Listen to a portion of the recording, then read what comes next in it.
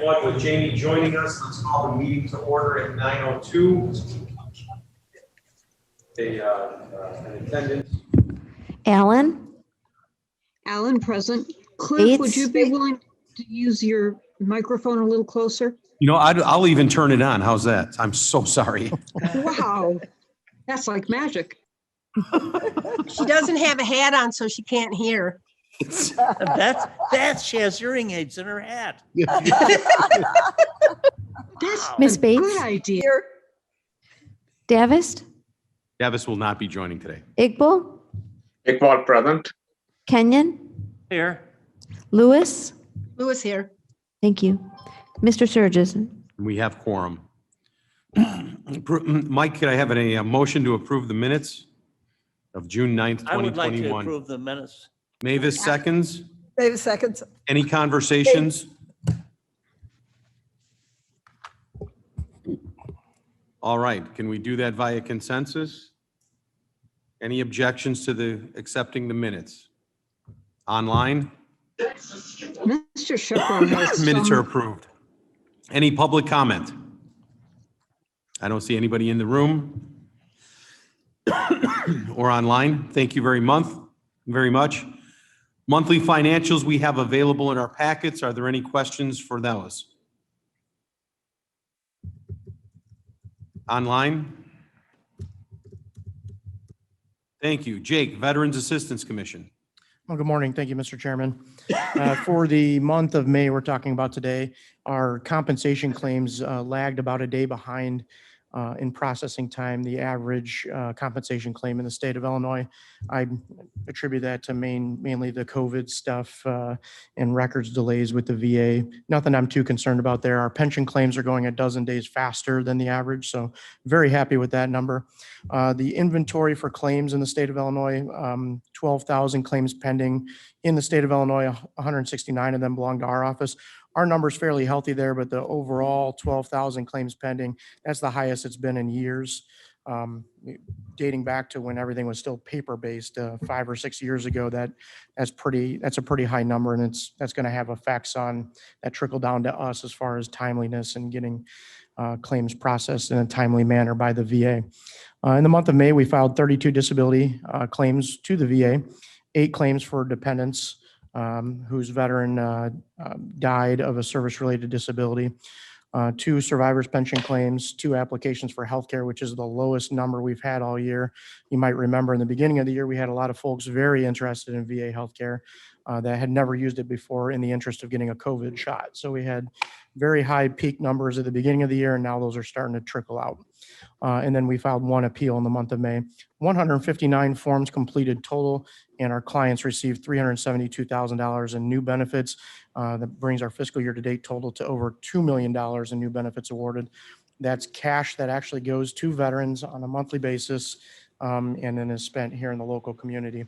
One thing that we don't generally report on, but in the interest of keeping my report not so mundane, there is a whole bunch of other things that we do that we don't report on. So for instance, when one of those folks gets their disability claim approved, there's a whole host of benefits that go along with that, state and federal benefits. And I'm not aware of any other Veterans Assistance Commission in the state of Illinois that does it, but we'll actually sit down with the client and do a quality review of the decision to make sure that the VA made the correct decision.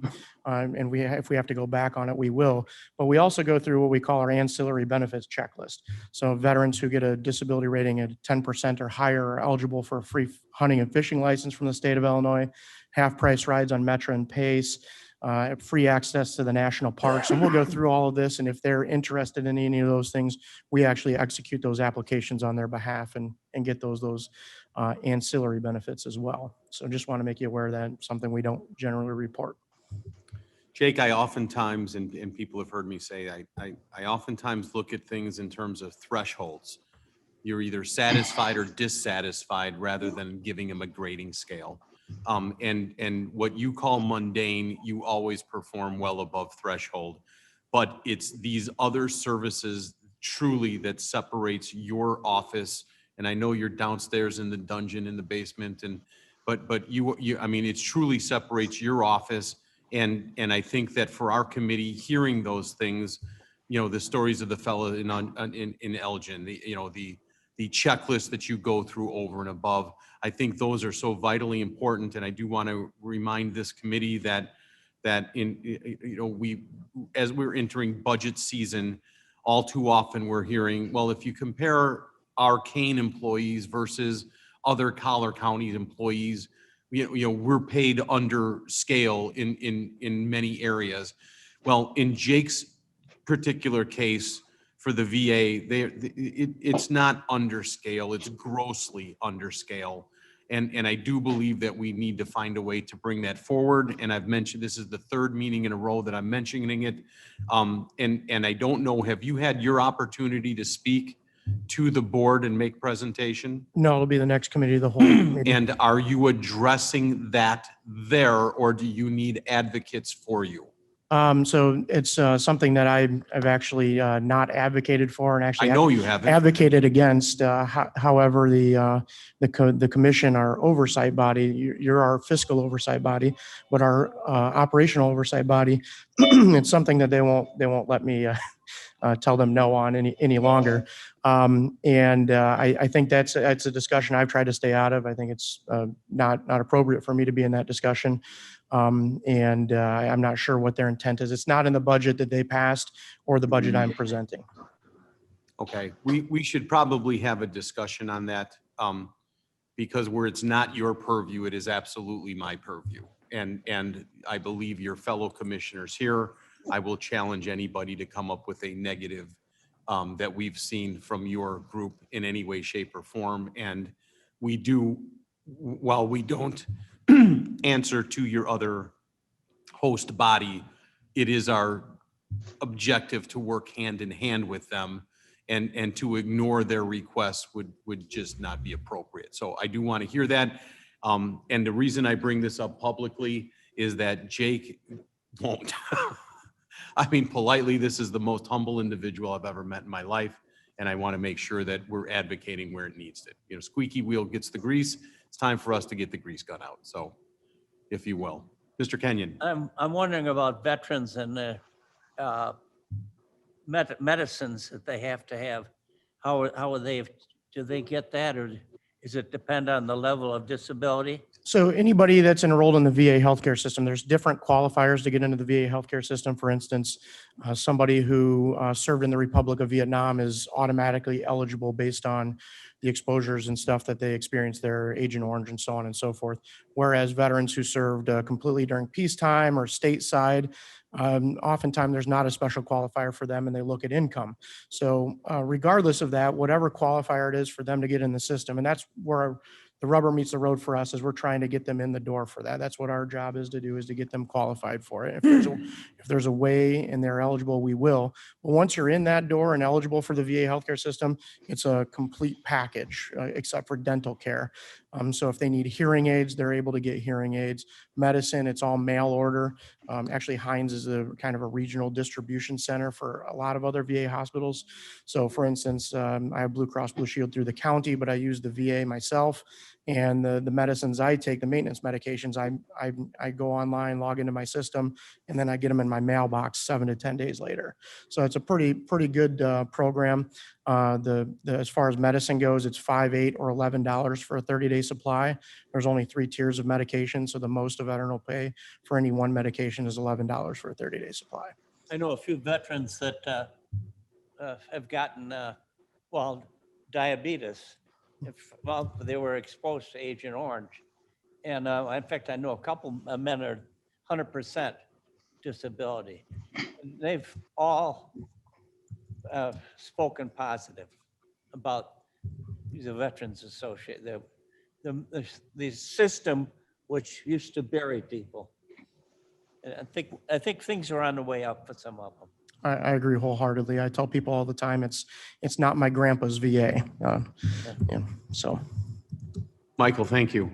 Any other questions for Jake? Jake, you had mentioned consistently through the COVID that the archiving file system was manual, and because of the lack of human interaction, that was causing massive delays. Has that caught up at all? No, it's still the Okay. case. Yeah, it's very unfortunate, and the VA, and it's not the VA, to be honest, it's the National Archives and Records Administration. Understood. The VA relies on them to get those records, and there is still, I think the last I checked, about 500,000 records delayed. In the decade, more than a decade I've been doing this, that organization has been a very highly reliable organization, turning around records in 6 to 8 weeks on average, 4 to 6 weeks sometimes. Talking 200 pages at a time that need to be redacted because in some instances there's other people's information in those records, to a complete, in March of 2020, just a complete opposite, where they're Yeah. not highly reliable and not to their own fault, but they need to figure out another process. So And, fair to say that could 2021. be another 6, 8, 12 months. yeah, I think they even said longer than that, perhaps. Yeah. Okay. Jake, thank you so much. Thank you. Question, Amy. Mr. Chairman? Yes. To the point you were making, or maybe First it's name, a please. Last follow-on. name. Who is Shepro, this? sorry, Shepro, Recognize that voice? Protocol. yes. Has the waiting period at Hines gotten any better? I know for years, I heard the press would report that the way you moved up on the waiting list was at Hines was that the people in front of you died waiting for appointments. And I know there were lots of shuffles around management and the Veterans Affairs Department. Has that improved at all? Yeah, so it's improved drastically. And my mention earlier to it's not my grandpa's VA anymore is when I got Yeah. out of the military in 2009, my grandpa told me, if you want to go to the VA for an appointment, make sure you have the first appointment of the day. Otherwise you'll sit there all day. And that may have been the case to some truth back in 2009. The kind of nexus of changing that, unfortunately, was a waiting list scandal in 2016 at the Phoenix VA Medical Center, where they were maintaining a secret wait list of veterans that needed procedures, and some of those veterans on that wait list died. That obviously had political repercussions. There was some privatization of VA services to expand capacity. More money pumped into the system, and I'm happy to say that that did not happen at Hines. They did investigate it there because the lady who was running the VA in Phoenix was previously the director of the Hines VA hospital, so there was quite a bit of scrutiny on that. But no, that's not happening, and I'm happy to report if I submit an application this morning for somebody for VA healthcare, they will likely be enrolled and able to schedule an appointment today to get in. And then also to receive their care, the wait times are very, very reasonable. Wow, thank you. That's very encouraging. Ken, great question. Thank you so much. Jamie, why don't we move to Department of Human Resources Management? Okay, first report on file is the monthly Blue Cross Blue Shield invoice. Fairly standard month, nothing out of the ordinary here. Next report is the Blue Cross Blue Shield MERP enrollees. Numbers have been holding fairly steady. Does anyone have any questions about the invoice or total numbers? So observation is that MERP is up 5 people on average from years prior. Is that accurate maybe? It's been pretty steady between 50 and 60. It fluctuates a little bit, but yeah, I do think we had a few new enrollees in the last couple months. Thank you. Sorry. No problem. Next report is the Assured Partners report. And page 23 would be this year's numbers. So you can see this month we put money towards reserve. If you look in the upper left corner, the total reserve is for the year is about $256,000 behind, but there's a note at the bottom there from Assured Partners that the reserve total doesn't include a reimbursement for overcharges. So we actually are about flat for the year. We have 1 month left, but in a lot of cases, July tends to be on the low, June tends to be on the low side because we've hit our stop loss in a number of cases. So it tends to not be quite as high. So I expect us to be roughly flat for the year. And for question, the reserve that we're seeking to hit in an overall capacity, Mavis, do you know the answer? For $1, what's our reserve goal? Deb, 9 million. 9 million, there we go. Thinking 9 million, And- but how come we're? And Jamie, how close are we to that goal? -256? Our current reserve balance is 7,629,000. And folks, that is an enormous stride in the 18 or 20 months that we've been, focusing on this. And again, I want to acknowledge, Mr. Brown and to everybody else in the room, that $9 million, there's no magic there. It's just a number that Mike Baker, Joe Onsick, and I thought was appropriate. There's no math behind that. Nobody came with regulatory reasons. It's just a number that we felt comfortable with that we should achieve. And we're working our way there. We're within a year or two from being there. So sorry, Jamie. No problem. Within the fine print of that too, at the end of the year, we expect, they have 122,000 reimbursement expected at the end of the contract as well. So I think we're pretty safely going to be flat or a little bit on the plus side for the year. Perfect.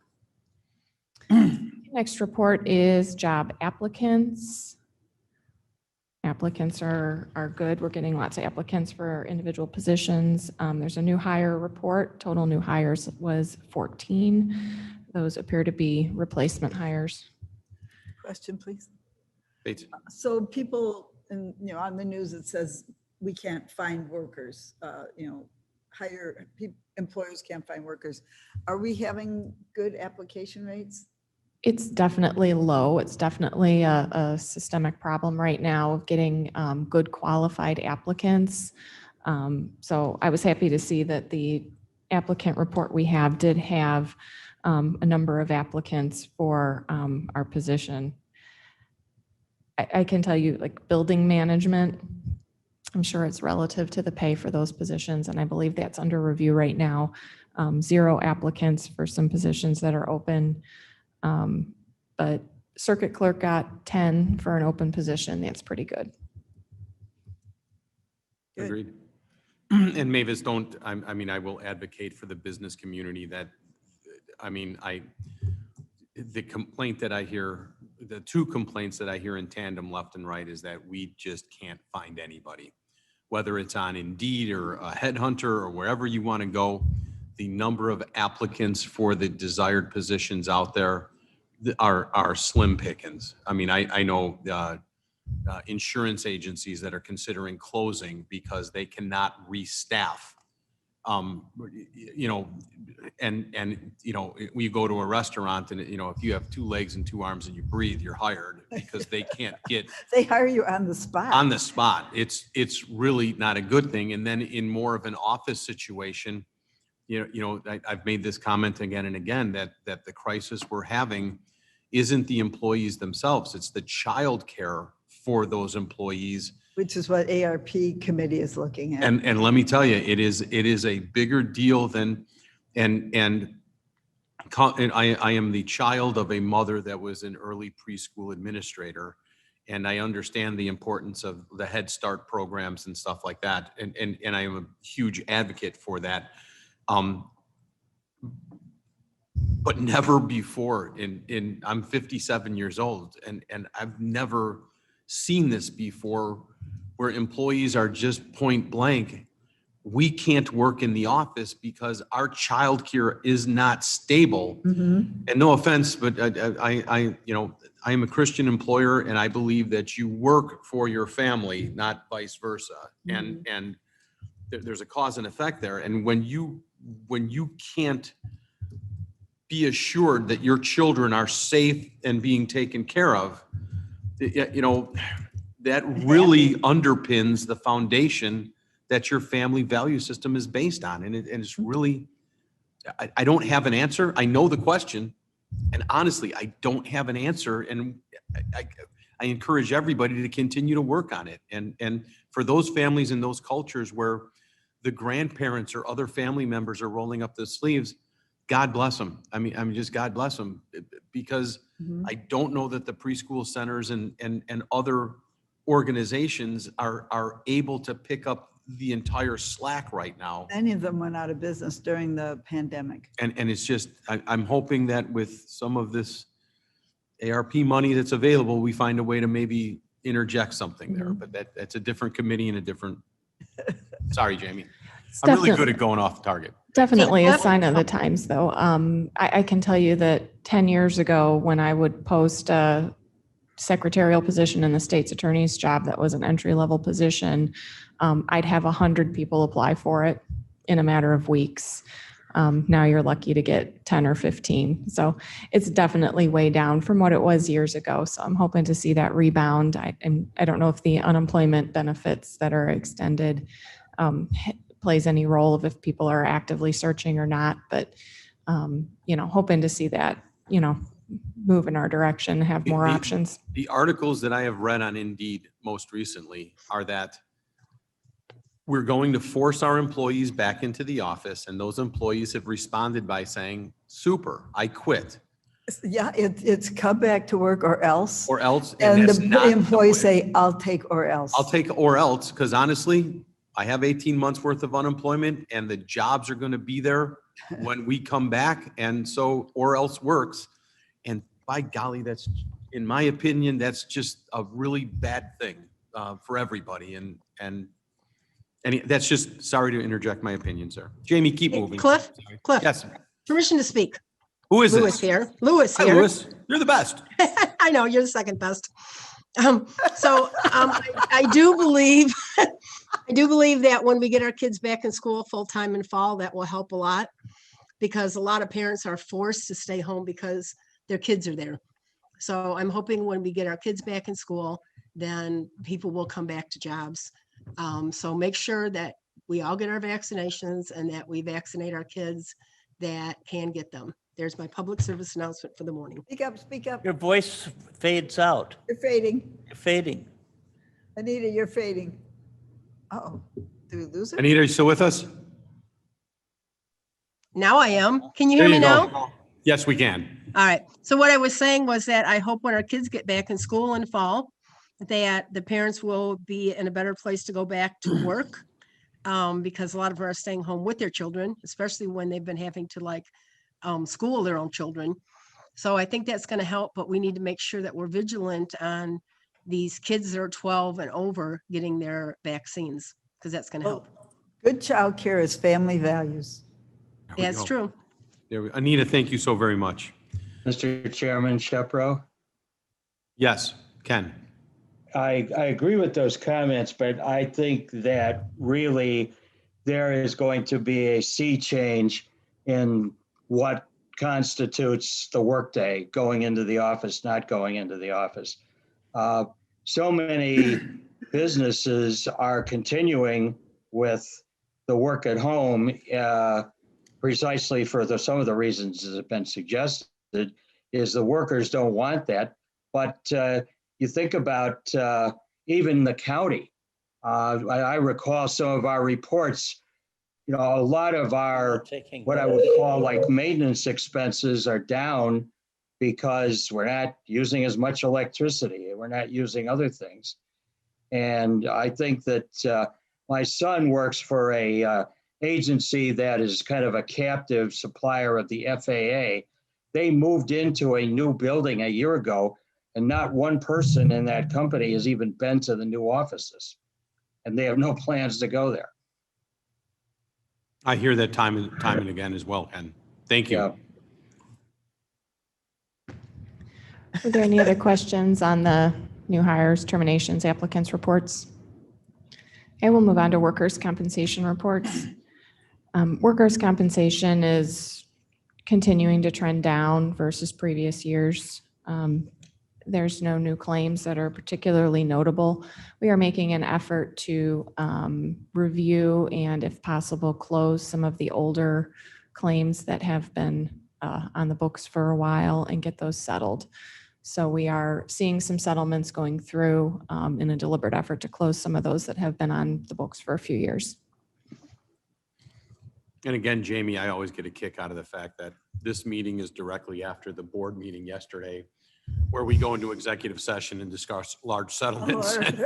And then we come and report to you folks, oh yeah, we're doing great. And it's always such a compare and contrast. And you A know, lot of those settlements that you're seeing are for injuries that occurred many years ago. years and years. I Yeah, get it. so, It's just, and it is, we are making an effort to try to get those closed out and get them off the books so that we can, move forward and analyze our current claims. But I believe our current claims are well managed by our current vendors. thank you.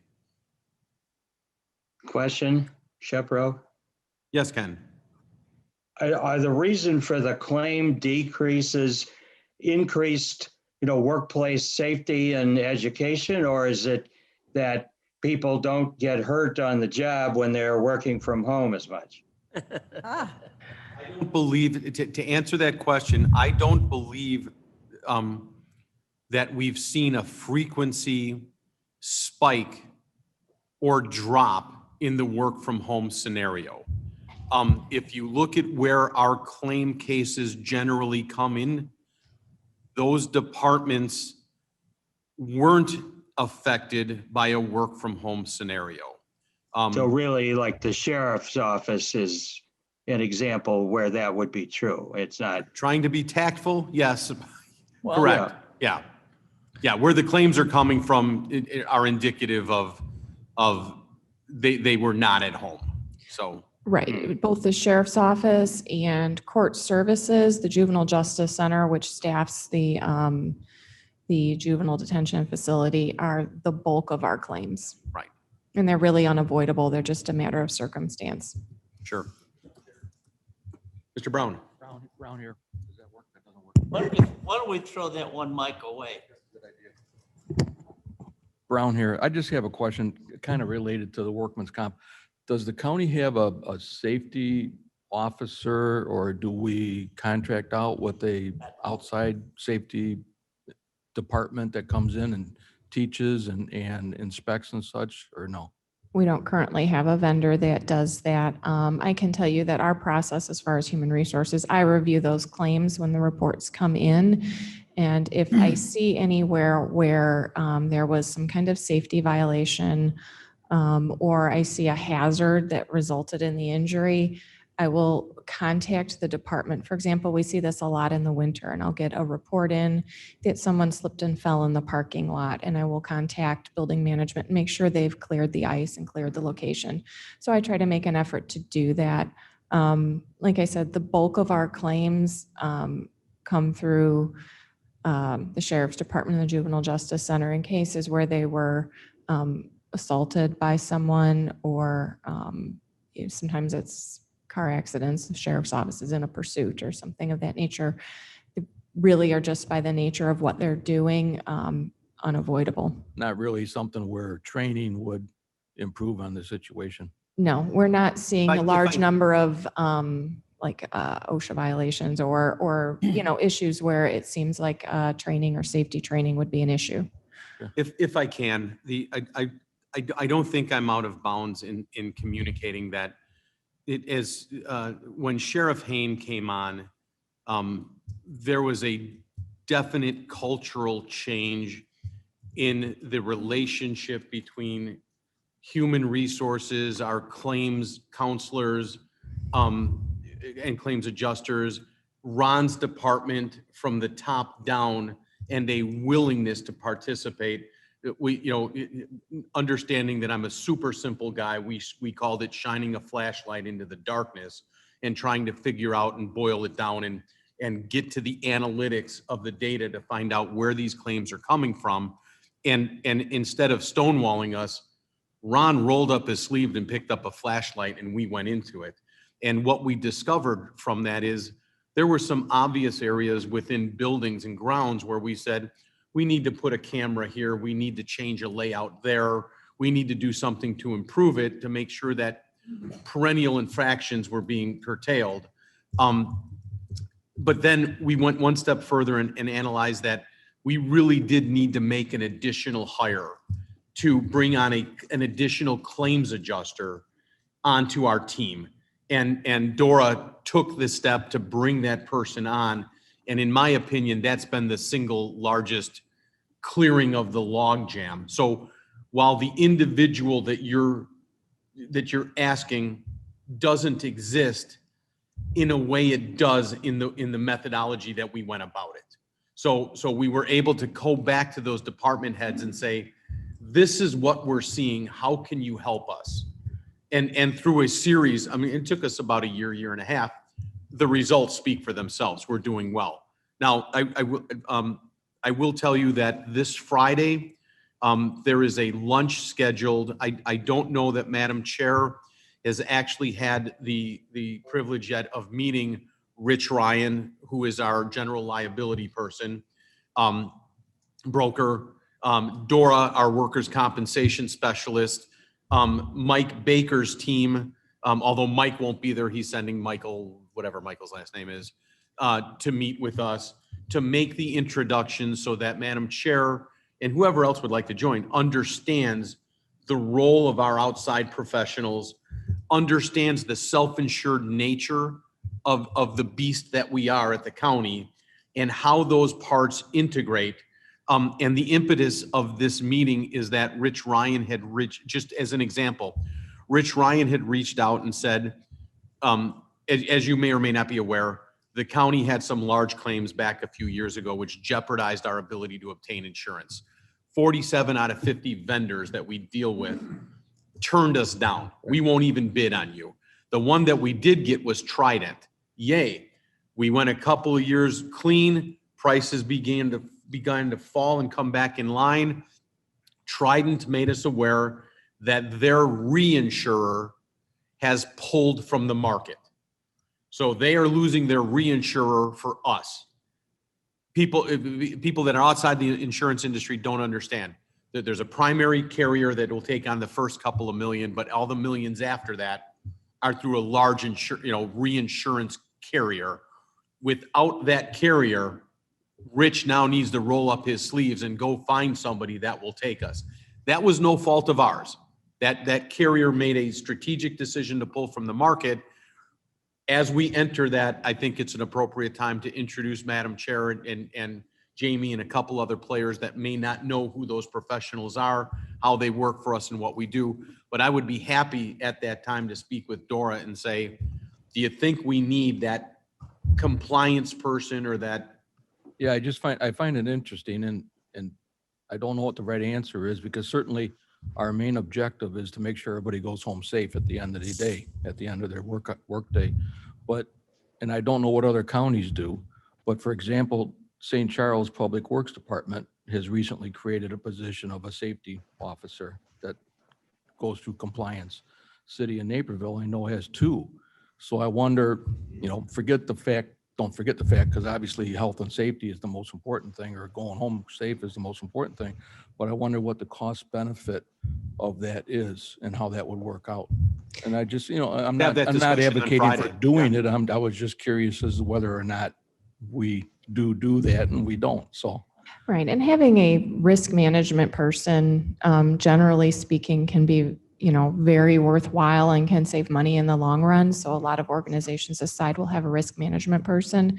We have the additional challenge, though, that our elected officials have to choose to utilize that staff person.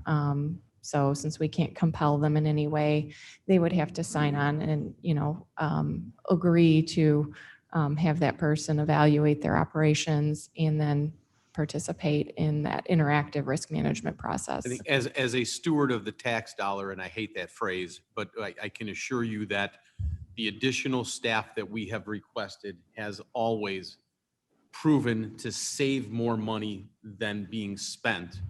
And we would be happy to run that analysis to see what the outside team thinks the merits of doing that are and report back. Something to think about. No, absolutely. And it's a great conversation for Friday. So, Mr. Kenyon? Mr. Chairman? Kenyon first. Forest Preserve has a safety officer, and throughout the year, they conduct training. Of course, they use chainsaws a lot. They train the rangers, and they also train the people that volunteer to help. So they've found that to be, like you say, it's worth the dollars. And this man came from came from the railroad industry. He retired and he's been over the Mhm. safety Chuck, we call him. I will suggest, Ken, I'll come to you, but we really need to keep this meeting moving this morning. We have some other things to get to. I've just given you a knowledge. No, and just to let you know, Mike, one of the challenges that I perceive that we've had in the past and will continue is that while we would love to bring that person on if it was prudent, remember, we're dealing with other county-wides that don't have to agree. Well, I'm sure the transportation people should have that because they're in a realm where they're out exposed to crap. And I agree. So whether it was judicial or whether it was transportation or what, I don't care if you're driving a snowplow or if you're chasing a guy down the street. There are some inherent risks there. And we would need to have buy-in from those departments. They don't take well to suggestions. Just saying, Quote me on that. conversationally, we would begin to float that and see where it might go. Jamie, Ken, did you have something else? Something you said, Mr. Chairman. We've got a lot of new board members, and I agree with you that I have a feeling that many of us, and maybe some old board members, don't really understand how the insurance system works for the county. And that might be a good topic for a short course at Committee of the Whole or something where we all get the benefit of that explanation, because I think you're right. That's a good part of the risk management, and I suspect a mystery for too many people. And just to put things in perspective, because you might hear Ken's comment and not understand where he's going with that. Our Blue Cross Blue Shield bill is over $16 million a year. Our liability insurance doesn't quite rival that, but we're well up there. So when you start speaking in terms of $20 million, $25 million, I'll sit up and listen. And that's what, Jamie and the department are charged with. And that's what we try and manage. And that's what this committee is. Nuts and bolts, that's where we're coming down to. So Jamie, thank you. Keep moving. Are there any further questions on workers' comp or insurance? Okay. Next item on the agenda is training. So the monthly training report is on page 37. It looks like our numbers are good. We have, 865 done out of 1,200, but that number's been pretty flat for the last couple of months. So we had a nice spike at the beginning of the year with everybody that just wanted to get it done. It's been flat for some time. Strathman was really upset that her name wasn't taken off the list on that. Do we not have that glitch worked out yet, or? So it's not really a glitch so much. IT has a pretty nice system for us that if you follow all the steps very specifically and you go all the way to the last page and hit next all the way to the end, it automatically removes your name. So it's possible that Cheryl was just. Well, she may have a little taken loopy it that and day, just, yeah. it doesn't look like you need to hit next to the last one. It looks like you're done. And if you don't hit next on that last page, it says congratulations. It doesn't I've actually baited her mark you twice now off. and she's not jumped in. So that's interesting. So if someone closes like to that pick window my before battles. getting to the last page, it doesn't take them off, but we just take them off manually. So if that happens to anyone, they just need to let us know and then we can go in and record that manually. So. Cheryl? Yes, Cliff. Thank you for the information. Jamie, my point being, I'm just wondering how many of these might be completed that aren't marked as completed. And then do we have a game plan? Because we really would like to wrap this up August, September, and not take this to the wire. We're not anywhere near our compliance numbers yet. Correct. So if there's something that we can do, or that let's canoodle that between you, me, and Christine, and just try and figure out something that we might be able to. I have come up with kind of a game plan. So that's kind of what I wanted to talk about a little bit. I propose that we send an email to all staff in late July and let them know that this needs to be completed by August 31st. And make sure we get everybody in, because the statute does require that all employees, not 90% or anything like that, but that every employee does take this training. And so it is mandated by statute. So if we send an email telling them they have until August 31st to complete it, I'm hoping that we'll get a lot more in then in that month of August. And then after August 31st, we will pull the list of actual names who have not completed it. And we will send an individual email to them indicating that they haven't completed it by the due date and they need to have that completed. We'll give them then 30 days again by September 30th, or the list of names will go to the department heads. How many of your short, I'm not sure that being nice about it, I think I might go to Nastygram and say, hey, you need to get this completed. And I mean, we've been nice about this and I am one of those infractors, but I just do it to see how long, what the system looks like. And it's just an email that pops up every month that says, hey, you still haven't done it yet. It's time to, we're not asking. This is legislatively needs to be complied with. Help us get done. We don't want to do this every month. Right. So that's what I was proposing. We send in late July. It would come from the human resources email rather than from the system. So it wouldn't be a system email, but it'd actually be something that I write and say, this is a legal compliance issue. You are required by statute to have this completed by August 31st. And I'd like to think that that gets the majority of the remaining people moving in the right direction. And then we'll handle them on an individual basis following that August 31st deadline, and send an individual email. You could incentivize, like lunch with Sanchez or something. You could Hey, as long as incentivize Sanchez is that. buying, it's fine with me. So Tacos. there we go. And I only say Mr. that because Chairman? I just saw Jared pop on, so I'm sorry. Mr. Chairman. Mr. Chairman, I do have another question. Yes, ma'am. Since Last I didn't name? hit the Strathman with the question, since I didn't hit that last page and complete it, is the best way to follow up now is just to call HR and take my name off? Yeah, call or actually preferable if you send an email to either me or Christine Miller or just to the general HRM email so that we have in writing your statement that you did take the training. And then we Okay. would use that in place. Okay, thank you very much. Perfect. Mr. Jamie, is it Chairman? okay for us to move on to the employee appreciation? I have a question. Oh, I'm so sorry, Mavis. I'm so sorry. I have a question. Go ahead. Every day. Yes, to make things more clear. So I know I did this. I know I took the sexual harassment, both of them. I'm not sure if I took it before December 31st or after December 31st. So if I took it before December 31st, that doesn't count for this year. Is that correct? Correct. You'd still be getting the emails if that were the case because the system was reset on the first of the year. Okay, so we will, all those emails are do not reply, correct? They are, yes. That's a system So email. that makes it hard to ask a question or, the question I just asked you. All right, so, but someday if somebody hasn't completed, they will get an email that does not say do not reply. Correct. That's what I'm proposing. We send in July. So I would send that from our human resources Okay. email account. They can reply to that one.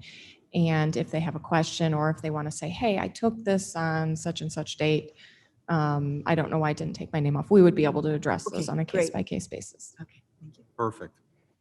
Okay, I'm a- moving on to for the item question. 8A, Employee Appreciation and Recognition Picnic. Jamie, do we have an official date for that now? And we're looking at August 19th at noon. We did send that out to department heads to get their feel for it. We discussed the possibility of after work versus lunchtime and pretty much polled all the department heads, and it was pretty unanimous that the preference was for lunchtime. And August 19th seemed to be a good day. That's a Thursday. It seemed to be a good day for everyone. There has been conversation that you are expecting possibly, or we are budgeting for approximately 600 people. Is there any way for us to reach out to department heads to maybe get a better feel for that number? And I, in the words of my pastor, I tell you that to tell you this. We have funds available of $1,000 from county monies that are used for employee appreciation.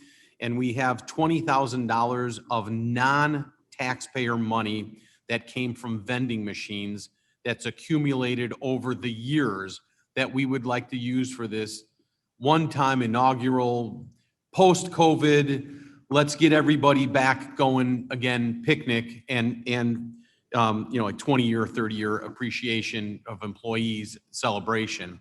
However, I want to make sure that we're using just because there's $21,000 available, what's the appropriate amount of money to use from that? I might suggest half, but the bids that we're getting in from food vendors seems to be in excess of that. So the variable is, how many people are you talking about? I mean, if you're only talking about 200 people, that's one thing. If you're talking about 800 people, that's another. And I think we're shooting at the hip of our 1,350 employees. We're expecting maybe 600. That's the estimate that we're starting with, is 600. Our goal when we actually make a final decision on vendor and date and have everything squared away is to send out a like an Eventbrite or something of that nature, where they will reserve their spot. It'd be no cost, but that would require them to say, yes, I'm coming. And that way we would have a more accurate count, or at least a maximum head count, where they would have to have that Eventbrite registration then to get their I food. think for budgetary purposes, it probably wouldn't be a bad idea to throw an initial volley out there to the employees and say, who might be interested in this? Let us know.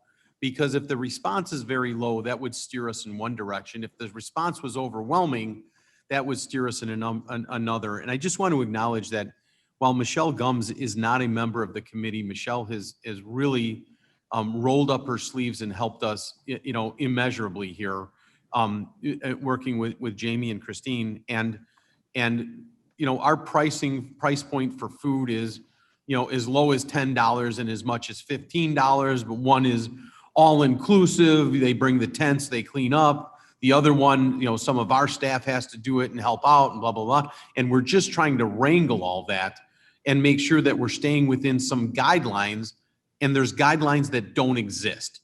So we're kind of, Wild Westing this one just a little bit for a first time. But I might suggest throw an Eventbrite or an invitation, out there, and just to see where this might go, kind of get that number in line. And let's start for this to take some additional shape. I think this is a great idea. I am so pleased that my contemporaries here, that most of the commissioners have all said, we are happy to down our chef's hat and help serve. And I just think that's the coolest thing. Kenyon's I had had a almost. uniform. Yeah, Kenyon has an entire cook's gear. Mr. Chair. Gums. Yes, ma'am. Who is this? This is Gums. Hi, Gummy. How are you? Hey, I'm donning the chef's hats that you'll all be wearing for the event right now. Very However, good. Hey, you will each excuse have me, a- Gums, hang on a second. Hey, John Martin, could you close those? We can't even hear. Thank you. Michelle, the weed whacker guys are on the outside of the building and our windows are open, Well, so we that's can't even. pretty Yeah, typical for my life. Yeah. okay, there we go. Go ahead. Thank you. I Sorry. always get drowned out. Anyways, I'm donning the lovely chef's hats that everybody will be wearing when we have our lovely employee picnic, and they'll be decorated with some very creative and fun sayings on them. So just be prepared for those sayings. Marvelous. Yeah, They'll be entertaining. They'll be entertaining. Where's I expect nothing less. Where is the picnic? Is it at the government center in the back? Mr. Where Shepro, it I has been believe in the that past? we are doing it here at the government center. Yes, in the grassy area out back where there's the pavilion. And we were informed by Mr. Froz that we did need to reach out to the Forest Preserve District and pull some permits and get things in order, and all of those steps have been taken appropriately. My recollection is a little vague, but when we've had these in the past, I don't think we've had 600 people there. In the past, there's always been a ticket cost to the employee for our employee events. So this one's Okay. going to be offered at no cost to the employee, since we have that vending machine money we can take advantage of. I would like to see us use half that money and try to keep that total budget for this at that half mark, just to make sure we preserve the remainder of that money for any future employee events that we'd like to look at. My understanding from finance is that money accumulates very slowly. So we can't have a $10,000 event every year So I think we should be able to throw a pretty nice party for half that money. And again, let's see where, I mean, not spending money for the sake of not spending money that's accumulated for the express interest of going back to the employees. I don't mind spending it. I just need some, it's not my decision to make, and I just want it out there. And we have a whole bunch of other stuff to get to. I'm just bringing this as an update, and there's another committee behind us. And so if it's not urgent, this was just an update that's taking shape. Mavis, do you have a question? No. Okay. And Ken, that party wasn't thrown by Surgis and Gums, and we didn't have a party planner, Miller, helping us out. So this is Darn going to be straight. this is going to be an extravaganza. So I Okay. can't wait for you to see your hat, Mr. Shepro. Oh, I'm looking forward to it. I love the How many camaraderie. Jamie, anything employees else are on that at all? actually, how many of our employees actually work out of the government center? I don't know that figure off the top of my head, but it is fairly centrally located considering we have employees in Aurora and employees in Elgin. Yeah, And a large number of our employees are at the Judicial Center campus. That's probably the largest Yeah. location, but they also have a lot of traffic, public traffic that I don't think that would be an ideal location, but they're about 10 minutes away. would we like get a, bus to bring people from Oh, come on. KDOT or, Shut him we have off. people. You're never going to get done. No, but we are right. encouraging the department heads to, I mean, this is a camaraderie builder. This is, Yeah. how'd you do post-COVID? How's your family handling this? How are we doing? And more importantly, we have a new crop of board members, if you will, that came on in the past 6 months. This is an excellent opportunity for those staff and employees and department heads to interact with those commissioners on a very casual basis. And, you've heard me, again, I'm a simple guy. Lot can be solved over a beer and a slice of pizza. So, I mean, let's just provide an opportunity for communication and see where this goes. We've gotten a positive response from the department heads and elected officials when we polled them. So I think we'll have I a good think turnout. that the identification of the two leaders of this enterprise inspire confidence that it will be an extravaganza to remember. There we go. Jamie, moving on to new business. Okay, the first item is a resolution authorizing the amendment of the Sun Life insurance policy to include optional death benefit coverage pursuant to the Kane County Insurance Benefits Policy. Mr. Kenyon, can you, Move that. Ms. Bates, second? Any conversation? No. Roll call. Can we take these all as a group? Yes. Did Mr. Shepro just answer? Just go ahead, roll call. Okay. Yeah. Allen, Alan, Bates, Bates, aye. Davis, Iqbal, Iqbal, yes. Kenyon, Yes. Lewis. About 5 minutes. Lewis, yes. Thank you. Motion passes. Jamie, item B. This is an Mr. audit Chairman? adjustment to our workers' compensation insurance bill from 2020. So the payroll audit was completed and the insurance premium was adjusted. Up or down? It was adjusted up $16,623. Mr. Onsick has reviewed all the records and agrees with the change. Bates we- moves. So we owe more money. Yes. Got it. And there's Bates budget. moves. I will Alan- second Alan's- Bates's motion. Allen seconds. Any conversation? thank goodness Mr. it's only Chairman, 16,000. Shepro, Mr. Shepro. just for future reference, the device of a unanimous consent can sometimes streamline the process and avoid roll calls. Perfect. So for Ms. example, Allen, did you have a someone, comment? yeah, Deb? I was just grateful that it's 16,000. No, I agree. What and did if- she say? She was grateful that it was only $16,000, but Right. I've said this millions of times. Joe Onsick is a wizard, and to be able to be within $16,000 on a worker comp audit, that's projecting what your payroll is going to be across an organization our size. I got to be candid.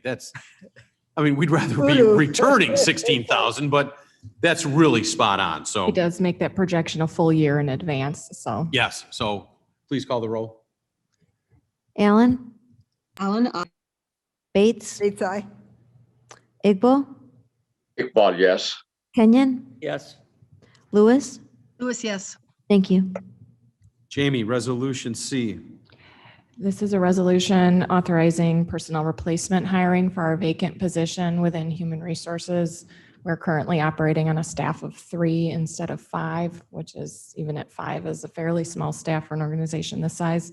And we really need to get that position filled. It was vacated in May. And while I wasn't part of this, my understanding is that as a department, the decision has been made to no longer budget for next year for the part-time or the swing person.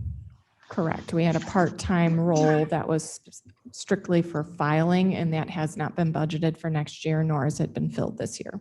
And I'm going to go on a limb and suggest that, which is probably inappropriate, but I'm going to say it anyway. Suggest that we installed and asked for a vote of support for employee benefits electronic management system that was costly. It was shared between Human Resources and IT. We were very honest that we're going to do our best to implement this, but we're going to bump our heads a couple of times. I think that went extremely well. And if the byproduct of that is we don't have as much paper that we're shuffling and filing and everything else, and there's a savings of a part-time person that automation has helped with, I'm again going to say thank you to my fellow commissioners for the leap of faith, and look what the product has done. And then Jamie will of course tell you I'm so far off base on that there's not a correlation there, but hopefully I am. I think you're correct. I think it's a combination of the automated benefit system as well as streamlining some things within the office that has enabled us to make that savings and function efficiently without that position.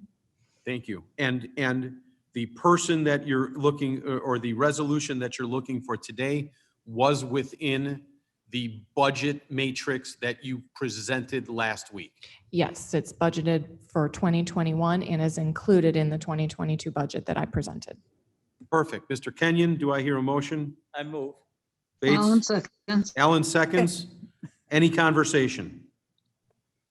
Please call the roll. Allen, Alan, aye. Bates, Yep. Igbo, Iqbal, yes. Kenyon, Yes. Lewis. Lewis, yes. Thank you. All right, item D is just beyond my depth, and Jamie, I'm going to really lean on you for this one. This is a resolution to authorize the county to contract for the next 12 months. This would be for the calendar year of 2022 with Humana to provide the healthcare continuation coverage for our Medicare eligible retired and disabled employees. When a retired or disabled employee reaches 65 years old, they are put on our Medicare supplement plan with Humana. This is our current vendor, and we've had very good luck with them. The rate is going up $12.84 per month per individual enrolled in the plan. After consulting with our broker, Mike Baker, regarding the increase, he said that's a very industry standard increase and still is providing us what he believes to be the most cost-effective product for our retirees. That cost is paid by the retirees, not by the county. So it doesn't affect the budget since that retiree pays the entire premium. Bates moves. And again, before we take this, and again on this, for those commissioners that are attending and listening in, this was, Jamie, correct me if I'm wrong, this was one of those programs that was a radical departure from what the county was doing. We handled these retirees one way. Our outside professionals came in and said, if you handled this a different way, not only would you be providing better coverage for those individuals, it would be a cost save for the county. Just thought outside of the box. Nobody in-house did this. Mike Baker's team presented. It was a no-brainer. We instituted this. I think it's gone extremely well. Have you had any complaints or residual? No, Anybody on the program? Because I think they're thrilled. I Yeah, think it has gone extremely well. It takes advantage of Medicare for those that are Medicare eligible. So they really do get better coverage using the supplemental plan. And the details of the supplemental plan are included, and you'll see that it's 100% coverage for almost every it's covered so service. much better than they were getting. Mhm. And it's so much less expensive. It is a true win-win, but it was definitely outside of the norm. If this is what the county did for 20 years, we suggested something different, and this is one of those that has just been successful. Motion by Bates. Do I have a second? Alan seconds. Seconds. Mike, she's beating you every time now. Any comments or concerns? Please call the roll. Allen, Alan, I. Bates, Bates, aye. Igbo, Iqbal, yes. Kenyon, Yes. Lewis, Lewis, yes. passes. Thank you. Jamie, item E.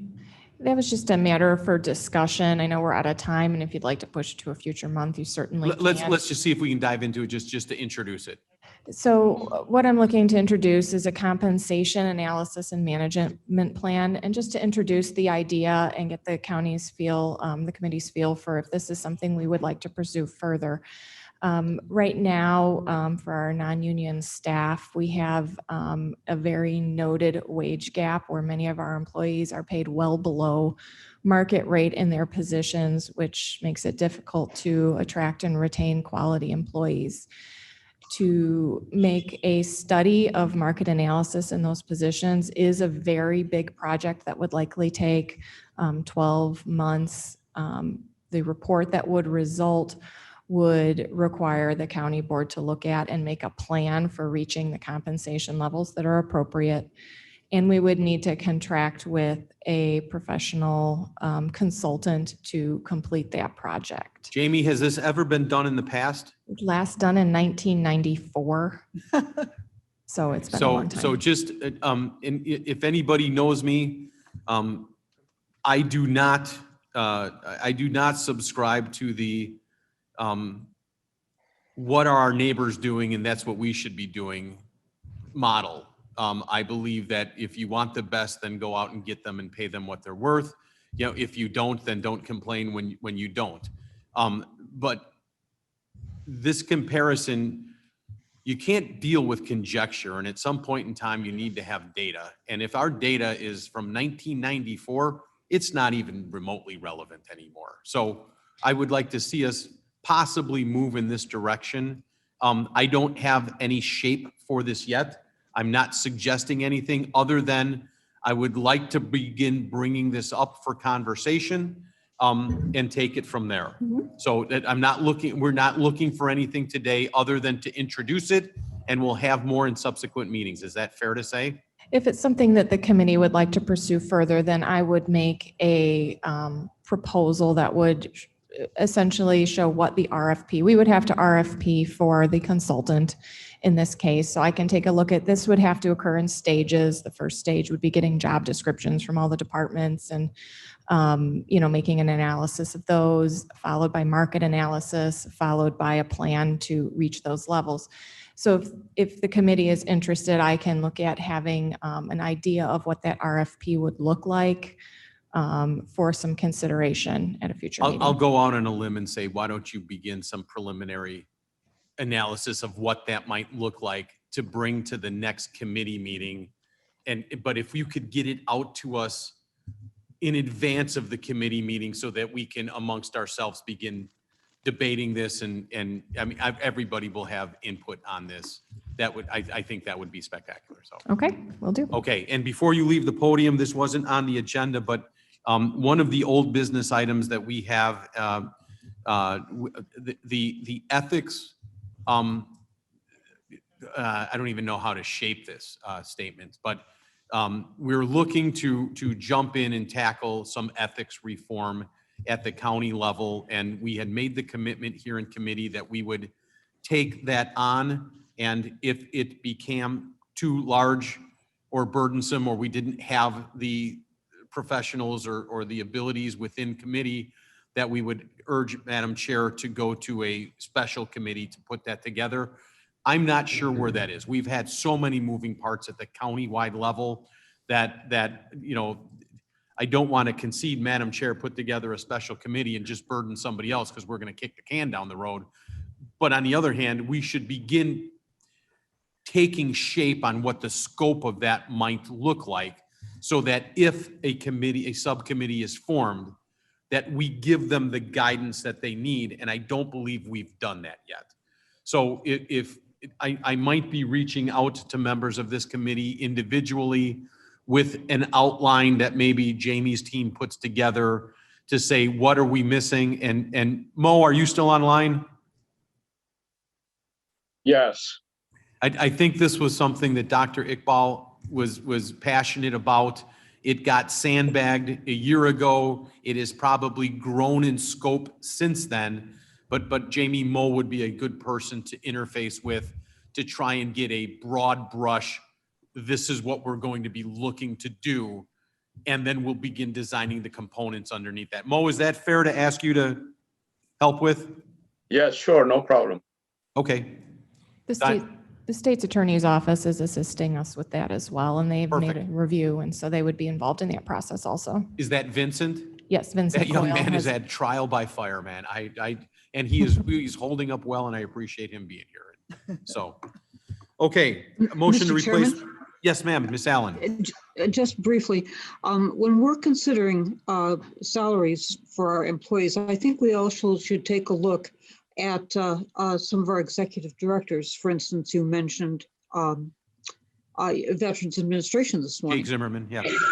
Yeah, and I think there are some others that we should probably take a look at too. We don't want to lose some of our really talented people on any level. Deb, I'll tell you this right now. I think the conundrum that we're all facing is the short term, and again, I'm going to say something that I'll regret, but the short term and the immediate need, we have some monies that have become available that we can allocate and plug some of these holes, but that's not a long-term fix. And I know everybody's in a rush to do that. Well, you know, we can do that and it can last 2 or 3 or 4 years, but then there's going to have to be this giant tax increase to cover what's not there. My suggestion isn't that. My suggestion is that while we're doing this, the county has used this notion or this model of we will let attrition weed out the people that are no longer needed to shrink the size of the departments. I think we're beyond that. I think we really need to do an analysis department by department, get back to the mission statement, the goals of each department, identify their org chart, their flow, what's being done, identify purely, do they have enough staff? Do they have too many staff? How do we go with that? While at the same time putting together this salary range. And I would be remiss if I encouraged one without the other. I would truly be derelict. And I want to hold true to who I am and what I'm trying to do and just make that statement. And again, Cliff, what does that look like? I don't know yet, but that's the goal, to be running in tandem. So Jamie, have I voiced that to you? Yes, and this process would include really both parts of that. The first step of this process would be to get good job descriptions and org charts for each department to look and see what people are doing, what their responsibility level is, and then equate that to the market value of their position. Perfect. Perfect. Okay, motion to report, place reports on file. Alan moves. Alan moves, Bates seconds. Any discussion? Is that roll call? Let's roll call that and get her done. Allen, Alan, aye. Bates, Bates, aye. Iqbal, Iqbal, yes. Kenyon, Yes. Lewis. Lewis, yes. Thank you. Motion passes. I don't know that we need to go to executive session at all, but let me, Better not. no. So let's go. Ms. Bates, do you have any questions, comments, concerns, anything we missed? Not at this moment. Ms. Lewis? Nope. Deb? We're good. Mo? I'm all set. Michael? No. Ken? Don't, oh my God. Okay. I Just had- sorry. Mr. Kenyon's usual motion. Okay, Mr. Kenyon, can we have a motion for adjournment? Adjourn. Mr. Shepro seconds. All I in can't. favor? Oh, yeah, I can. Aye. Never mind. All opposed, nay. Motion carries.